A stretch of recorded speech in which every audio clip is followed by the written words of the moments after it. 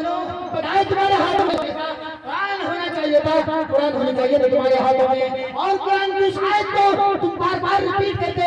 अल्लाह ने सूरह लुक़मान सूरह नंबर 31 आयत नंबर 7 में फरमाया, वमिनन्नास मयश्तरी लहुल हदीस। लोगों, तुम अपनी हलाल कमाई दे करके क्यों 18-20 हजार मोबाइल खरीद रहे हो, क्यों आईफोन खरीद रहे हो, क्यों ओप्पो का मोबाइल खरीद रहे हो, रेडमी का मोबाइल और रेजो का मोबाइल खरीद रहे हो, क्यों अपनी हलाल कमाई दे करके तुम्हें जहन्नम की तरफ ले जाए। मेरे भाइयों, ये औलाद का माना होता है मुसूफी का नाम। आज की बात बता रहा हूँ, आज मैं कहीं फौजिया से जा रहा था। मेरे भाइयों, ड्राइवर ने मुझसे कहा, मौलाना साहब हम गाना बजाएंगे और हमें विदाउट गाने का हमें मन ही नहीं लगेगा गाड़ी ड्राइव करने में। कहो मेरे भाइयों, आपके गाड़ी में मौलाना रफीक बैठे हैं और उस पर भी आप गाना बजाने के बारे में कह रहे हैं। मौलाना साहब विदाउट गाने का हमें चैन नहीं आता है, हम जब गाड़ी ड्राइव करते हैं तो विदाउट गाने से हम गाड़ी ड्राइव नहीं कर पाते हैं। अब मौलाना रफीक तो मजबूर है, कहना पड़ता है मेरे भाई तुम तो ड्राइवर हो और हमें तो मंजिल तक पहुंचना है। अगर तुम्हें गाना न मिले और गाना ना तुम्हें हम बजाने की परमिशन दे और ये कहे कि तुम गाना न बजाओ, हो सकता है तुम गाड़ी को उठा दो और गाड़ी को कहीं खंडर में डाल दो, मौलाना रफीक को ऊपर उठा दो। मेरे भाइयों, हमें भी मजबूरी है, हम भी मजबूरी के तहत कह देते हैं कि मेरे भाई अल्लाह के हाथ में मामला है, अल्लाह तबारक व तआला जानता है। अगर तुम्हें बजाना है तो शौक से बजाओ, उसमें हमें कोई सरोकार नहीं है। लेकिन अल्लाह ने सूरह लुक़मान सूरह नंबर 31 आयत नंबर 7 में कहा है, वो मिनन्नास मयश्तरी लहुल हदीस। लोग खरीदेंगे ऐसी चीजों को जो जहन्नम की तरफ असर करे, जो जहन्नम की तरफ ले जाए। तो मेरे भाई को हम जैसे मौलवियों के साथ ये मामले पेश आते हैं, कहीं भी जाओ तो गाना बजाना आपको भी सुनना पड़ता है।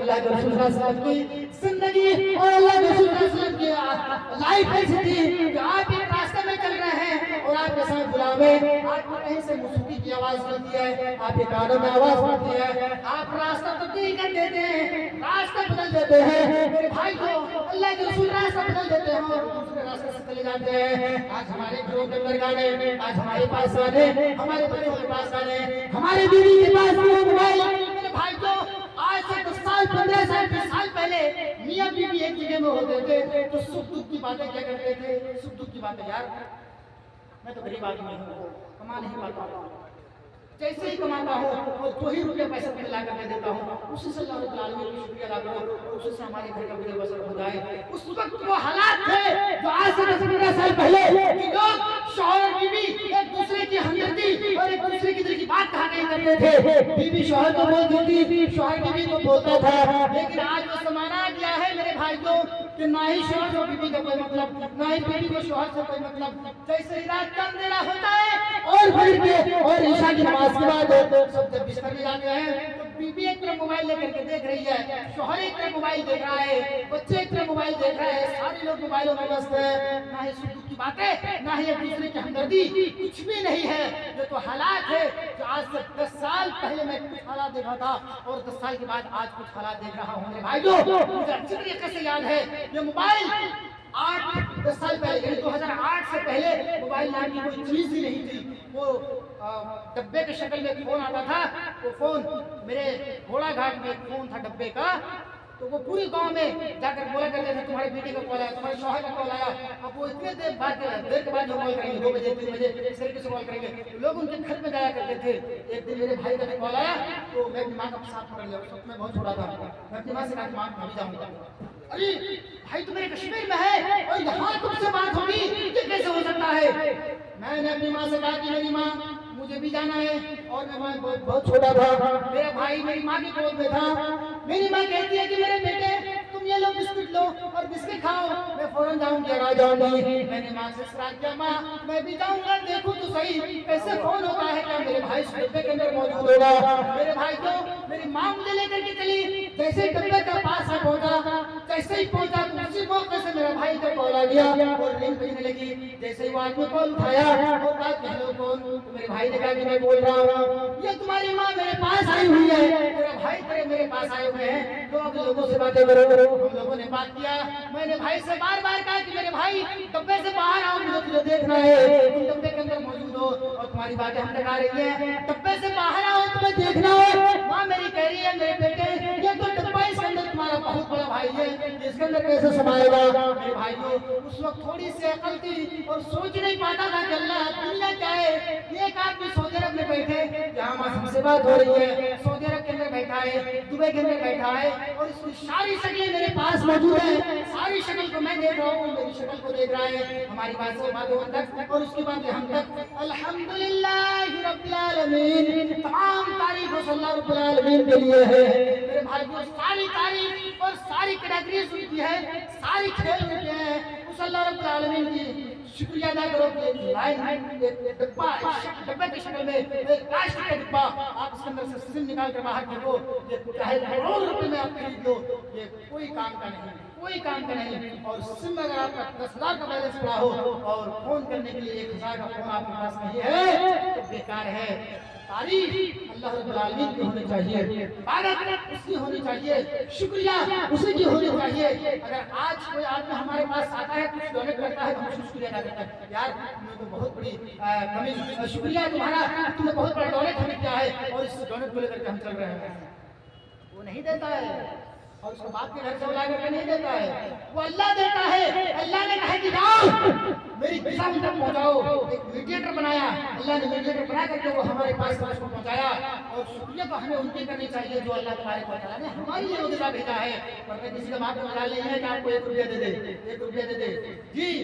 तो जरूरत है हमारे मदारिस को मजबूत करने का, जरूरत है हमें कुरान करीम की तिलावत करने का, जरूरत है अल्लाह तबारक व तआला की इबादत करने का। तो मेरे भाइयों मैं ये कह रहा था, अल्लाह के रसूल सल्लल्लाहु अलैहि वसल्लम जब मक्का के सब पर आए तो देखा कि लोग बुतों की इबादत कर रहे हैं, गणेश को देवता मान लिया और शंकर को देवता मान लिया, कहीं तो पत्थर की इबादत हो रही है। तो अल्लाह तबारक व तआला ने कहा कि जाओ मोहम्मद अब इन तमाम चीजों को दूर से निकाल दो, बाहर फेंको। जब अल्लाह के रसूल मक्का के साथ जमीन पर आए तो यकीन जानिए मेरे भाइयों, मक्का के अंदर ऐसी गलत गंदगी थी कि लोग अपनी बेटियों को समंदर कर दिया करते थे, लोग अपनी बेटियों को मार दिया करते थे, लोग अपनी बेटियों को जमीन के अंदर धंसा दिया करते थे। अल्लाह के रसूल जब इस जमीन पर आए तो अल्लाह के रसूल सल्लल्लाहु अलैहि वसल्लम ने देखा कि सारे लोग अपनी बेटियों को समंदर कर रहे हैं। अल्लाह के रसूल सल्लल्लाहु अलैहि वसल्लम ने फरमाया, आ मेरे भाई इस बेटी को समंदर क्यों कर रहे हो? जब तुम कयामत में उठाए जाओगे तो अल्लाह तबारक व तआला सवाल करेगा, जिंदागाड़ी लड़की से सवाल करेगा। तो लड़की अल्लाह रब्बुल आलमीन के सामने जवाब देगी, अल्लाह ये मेरी माँ जिसने दुनिया में मुझे मार डाला था, अल्लाह ये मेरा बाप है जिसने दुनिया में मुझे मार डाला था। ये सारी चीजें तुमसे सारी चीजें के बारे में सवाल जवाब किया जाएगा।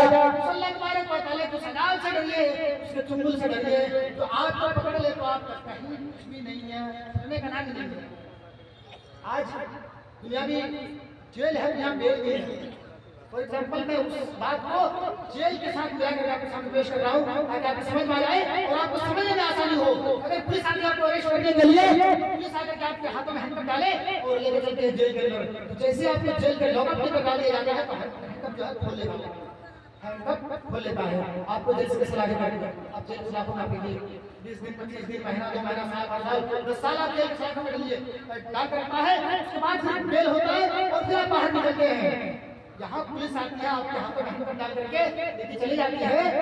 जब अल्लाह तबारक व तआला का हैंडकफ लगेगा मेरे भाई को पता है, आइए कुरान उठाइए, तो हैंडकफ कैसा होगा? यहाँ तो ये हैंडकफ है जो आप चाहो तो उसको तोड़ भी सकते हो, चाहो तो खोल भी सकते हो, लेकिन अल्लाह का वो हैंडकफ जो आज अल्लाह तबारक व तआला ने आपके ऊपर मुसल्लत किया है।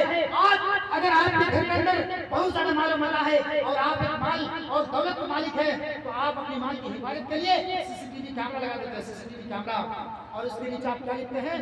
You are under surveillance. इसका हिंदी अनुवाद ये होता है कि आप कैमरे की नजर में। अल्लाह तबारक व तआला का शुक्र देखो यार, उसका शुक्र अदा करिए। एक इंसान हमारे जैसा, उसकी खोपड़ी हमारे जैसा ही का वो इंसान, हम भी चावल खाते वो भी चावल खाता है, हम भी रोटी खाते वो भी रोटी खाता है, हम गोश्त खाते हैं वो भी गोश्त खाता है, सारी लाइफ सारी जिंदगी हमारी तरह उनका है। लेकिन अल्लाह ने उनके ज़हन को और उसके दिमाग को कैसे बढ़ाया और कहाँ से उसको ये सुनाई मिली, वो ये रास्ता मिला जो एक चीज को तैयार कर दिया, जो एक सीसीटीवी कैमरे के लिए। सीसीटीवी कैमरा, अब आपके घर के अंदर चोर आते हैं चोरी करने के लिए, चोर आते हैं और आपके माल को लेकर के उठा जाते हैं तो आप और सीसीटीवी कैमरे से आप उसको देख लेते हैं, हाँ अब ये चीज आदमी ने चोरी करके भागा है, अब आप पकड़ो उसको। अब आप लोग घर दर्ज करते हैं, पुलिस उसको पकड़ा है, खानदीन में उसको पकड़ने ले जाते हैं। वक्ती तौर पर वो पुलिस उसको पकड़ लेती है, जेल के सलाखों में डाल देती है, फिर आप छूटे बाहर होते हैं। ये तो दुनिया में मामला है। उस अल्लाह तबारक व तआला का वो सीसीटीवी कैमरा किरामन कातिबीन यालमून मा तफअलून। ऐ लोगों, उस अल्लाह तबारक व तआला का शुक्रिया अदा करो जो अल्लाह तबारक व तआला ने किरामन कातिबीन को बिठा रखा है, सीसीटीवी कैमरा लगा रखा है। ना ही अल्लाह का कभी पावर कट होता है, ना अल्लाह रब्बुल आलमीन के सीसीटीवी की वो कैमरा कभी बंद होता है। किरामन कातिबीन यालमून मा तफअलून। उस किरामन कातिबीन आपकी तमाम हरकतों को रिकॉर्ड कर रहा है, तमाम हरकतों को रिकॉर्ड कर रहा है और अल्लाह तबारक व तआला के पास पहुंचाएगा। मेरे भाइयों, उस अल्लाह तबारक व तआला का वो कैमरा और वो सीसीटीवी कैमरा जो अल्लाह तबारक व तआला के सामने रख दिया जाएगा और अपनी स्क्रीन चलाया जाएगा तो अल्लाह तबारक व तआला अपने फरिश्तों से कहेगा सुम्मल जहीम सल्लू सुम्मा फी सिलसिलतिन ज़रूहा ज़रान। ऐ मेरे फरिश्ते, इस बंदे को पकड़ लो और 70 गज जमीरों से बांध दो, बांध कर घसीटते हुए जहन्नम के अंदर डाल दो। जहन्नम के अंदर बड़े रहो तुम यहाँ पर। अब यहाँ ना तुम्हारा बेल है और ना कोई रिश्वत का थैली लेकर के आएगा, तुमको छुड़ा कर लेके जाओगा। अब मरो, तुम्हारे चमड़े जल जाएगा, ना दूसरा चमड़ा चढ़ाएगा, फिर वो चमड़े जलेगा, दूसरा चमड़ा चढ़ाएगा। इस तरीके से चलते रहोगे क़यामत की सुबह तक और उसके बाद फिर क्या हश्र होगा, क्या मामला होगा तुम्हारे साथ, वो तो अल्लाह बेहतर जाने।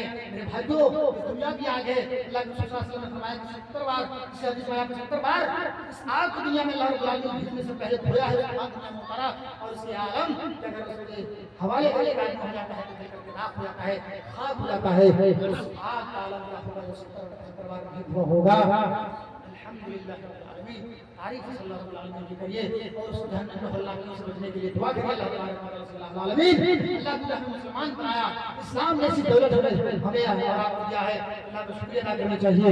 भाइयों, अल्लाह तबारक व तआला से दुआ करिए कि अल्लाह अलमीन जब तक हम मुसलमान इस्लाम ईमान और तेरे हबीब जनाब मोहम्मद रसूलुल्लाह सल्लल्लाहु अलैहि वसल्लम को फरमा हमारा हो आमीन। व आखिर दावाना अल्हम्दुलिल्लाह रब्बिल आलमीन। अस्सलामु अलैकुम व रहमतुल्लाहि व बरकातहू।